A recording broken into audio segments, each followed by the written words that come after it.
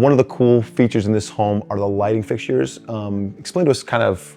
Yeah, so once again, trying to get that authentic Santa Barbara, that 20s architecture. There's a company out of Santa Barbara, Stephen Handelman, that hand makes all of these lighting fixtures. He's really well known in Southern California and throughout the world for producing these vintage style chandeliers and lighting fixtures. And if you see the detail on every one of these, and every one of these had a mock-up done to make sure the size was right. We would literally hold the mock-up up on a ladder and make sure that the architect and the interior designer thought that the size was right. So everything in this house, a lot of things were mocked up to make sure that scale was right, the size was right, the details were right.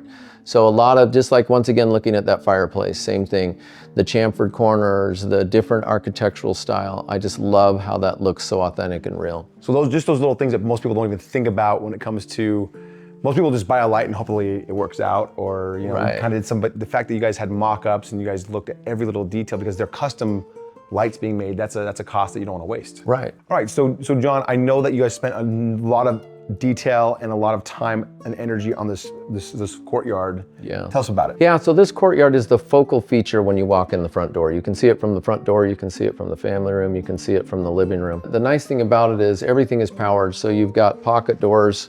All three of these doors are pocket doors that open up to the courtyard. So when he's entertaining or on a nice spring or fall evening, you can open this up, you can hear the sound of the fountain. Right. The fountain is once again all the hand-painted tile.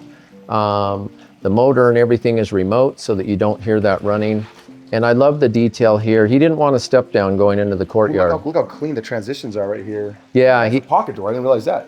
He didn't want this to step down into the courtyard, so we were able to take the track and integrate it into the tile, and also this deco drain that we used with, you can see it's not just your normal deco drain, it's actually got a pattern into it, it's steel pieces. He wanted it to look very authentic, but I love how everything in this courtyard is seamless as it goes inside to out. Right, and the risk you run of having this be flush is flooding into the home, but correct. Because you put the drains in here, that really helps with that. And it's not just a drain though, because all the drains they see are plastic pieces. Right. You guys actually have a specific, steel plate basically across that's all decorative. That's incredible. What we were worried about, was if they got a monsoon here like we get, and those heavy rains, that water coming back into the house. So we were able to slope it very slightly to another drain in the middle.